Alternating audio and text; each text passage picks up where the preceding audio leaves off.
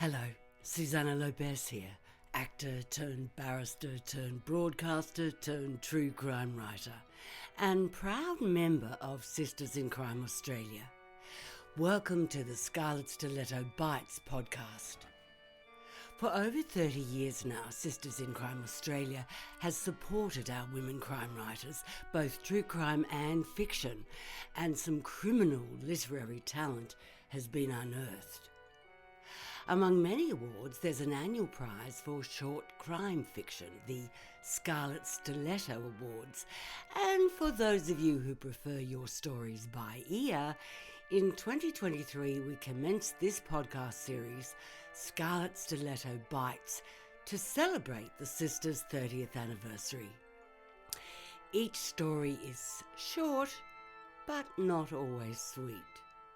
Expect twisted tales, quirky humour, and a frisson of feminism. Please support us by following, sharing, reviewing, and generally spreading the word. We have no paywall. We're certainly hearing a lot lately about juvenile crime. Is it on the increase? Are there ever younger culprits? And what age should criminal responsibility kick in? Today's story, The Key Suspect by Jane Blechynden, was written by Jane, amazingly, when she was 10, and she won the 2007 Scarlet Stiletto Young Writers Award. At 12 o'clock noon, the child crept into the staff room and laid hands on a packet of expensive double choc Tim Tams. The hand reached into the packet, the plastic crumpling under pink fingers, and pulled out a Tim Tam. Stuffing the chocolate into a pocket, the child slipped quietly out the door. "This is a big issue," said the school principal, Mr. Halfhead, banging his fist on the table. "All of our expensive Tim Tams are disappearing." "No, Mr. Halfhead," said Miss Smart, the school secretary, "all the expensive double choc Tim Tams." "Oh, right then," admitted Mr. Halfhead, "expensive double choc Tim Tams. Anyway, it's a big issue. They're all disappearing." "Well, how do you think they get in here?" questioned Mr. Reader, who for once had his nose out of a book. "Isn't the staff room usually locked during class time?" "Yes, it is," said Mrs. Craycamp. "I always lock it." "Well," Mr. Brushy, the cleaner, said nervously. Everyone in the room looked at him. "Someone has—" "Yes?" inquired everyone in the room simultaneously. Someone has stolen my key to the staff room," finished Mr. Brushy. "What?" gasped all the teachers. "The key stolen?" "Yes," muttered Mr. Brushy. "This isn't just a big issue," moaned Mr. Halfhead. "It is a huge issue." Just then the bell rang, signifying the end of lunch. All the teachers stood up and left the staff room. Mrs. Craycamp opened the door to her classroom, room 2, to find everyone talking happily, yet making a racket. She clapped her hands 3 times, but to no avail. "Class!" Judy Craycamp shouted. "Silence!" At once everyone was quiet. That is, everyone apart from Johnny Green, who was in the middle of one of his hilarious jokes. "What's black and white and really hard?" he shouted. "A maths test."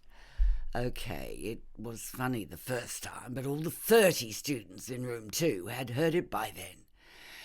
"Johnny Green!" roared Mrs. Craycamp, enraged. "Sit down!" "But I am sitting down," retorted Johnny. "See?" A few people giggled, and Mrs. Craycamp sighed. Just get on with your maths." Dear reader, you may have guessed that young Johnny Green was a rude, impolite, and overall horrible little boy, but let's not waste words on him. You get the idea. Mrs. Craycamp, said the teacher's pet, Amy Johnson, who had been working on her maths during the previous incident, I finished. All right then, smiled Mrs. Craycamp, suddenly nice. Bring it here and I'll mark it. Amy Johnson, unlike Johnny Green, was a polite, civil girl. She always did the right thing and was respected by her peers. Well, the girls anyway. The next day, just before lunch, Room 2 of Dingle Park Primary had their 5th lesson, sport. It was Tuesday and the weather was hot. As per usual, Mr. Ball, the sports teacher, allowed everyone to get a drink at the end of the lesson, but only 29 of the 30 got a drink. Once again, the child crept quietly along the corridor and turned the key in the keyhole and entered the staff room. And again, the child's hand reached into a packet of expensive double-choc Tim Tams. After putting the chocolate into a pocket, the child slipped quietly out the door.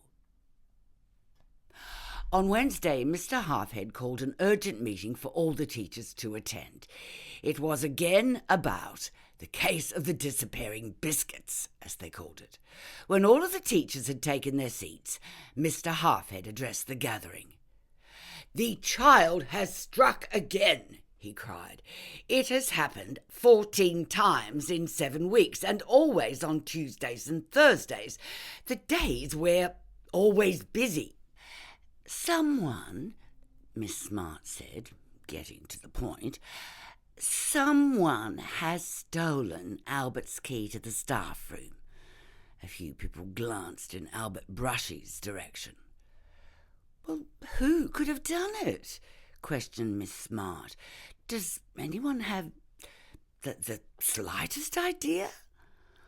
All the teachers looked at each other, clearly thinking hard. But it was Mrs. Craycamp who spoke.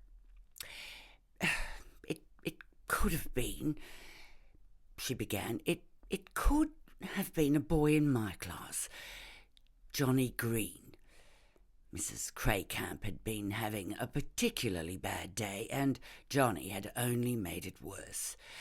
"But we don't have any proof," Miss Smart said. "Well, we still have to do something," said Mrs. Craycamp. "But what?" "Well, I've got an idea," reported Miss Smart. Everyone's head turned in her direction. "What is it?" asked Mr. Halfhead impatiently. "Though I'm not sure it will work," she continued dreamily, ignoring Mr. Halfhead. "Go on, spit it out." "Well, couldn't we put fluoro paint on the biscuits?" Miss Smart suggested. "Fluoro what?" said a confused Mr. Halfhead.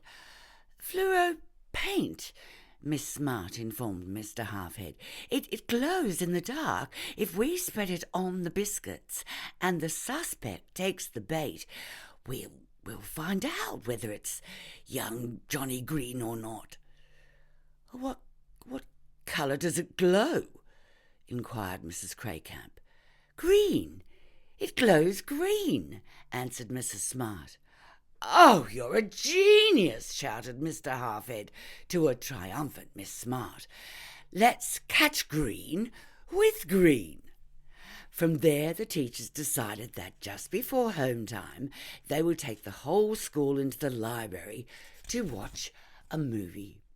They would turn off the lights when it started and seize whoever had luminous green hands. After all this had been determined, the teachers all left the room. The day dragged on, Johnny Green being troublesome as usual, but that didn't annoy Mrs. Craycamp, no. She had plans for Johnny. Yes, watch out, Johnny. Recess came and lunch followed. Afternoon came and all the children and teachers of Dingle Park Primary filed into the library and waited for the movie to start. "Someone took the bait," whispered Mr. Halfhead to Miss Smart. "Oh, this is going to be fun." Miss Smart smiled, but something was nagging at the back of her mind. She tried to concentrate on the upcoming event and failed.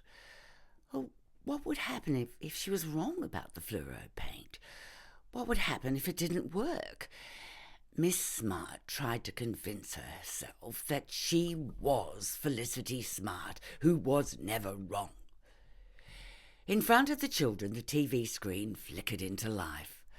Whispers passed through the lips of the children as they read the title of the movie they were about to be watching. The lights dimmed and then went out completely. The teachers sat on the end of their seats, craning their necks to get a closer look at the hands of the students huddled in front of the television. Mrs. Craycamp was the first to spot a pair of glowing green hands. Signalling to the teacher in charge of the TV, Mrs. Craycamp made her way towards the crowd of children, who were now complaining that the program had been switched off. She walked through the crowd to a figure, trying desperately to hide a pair of green, luminous hands. They were, however, unsuccessful in their attempt. "Silence!" Mrs. Craycamp's call echoed around the library. Everyone fell silent at once.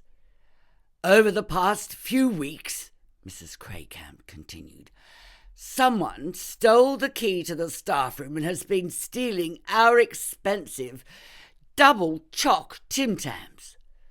A gasp ran through the crowd.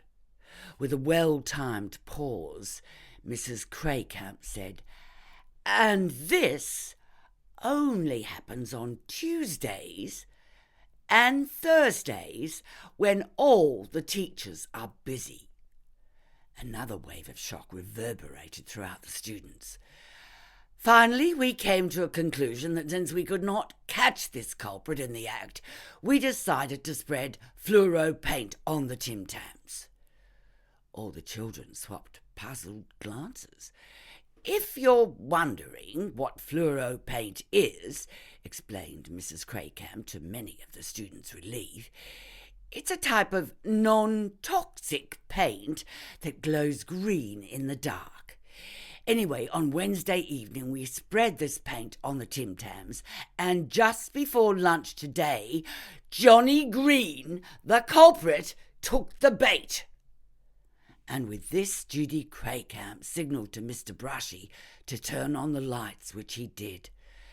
But the sight that Mrs. Craycamp and all the other teachers saw left them shocked. The person that stood before them was not Johnny Green, but the quiet mouse, Amy Johnson. Amy," stammered Mrs. Craycamp, lost for words. "It was you. You stole the biscuits. But why?" To this Amy replied with a mischievous look, "Because I could." The end. Thanks so much for listening. We'd love to get your feedback and we'd love to reach more listeners. Our website is sistersincrime.org.au and our email address is admin@sistersincrime.org.au. Until next Friday then, when we bring you another scintillating story from Australian women crime creative.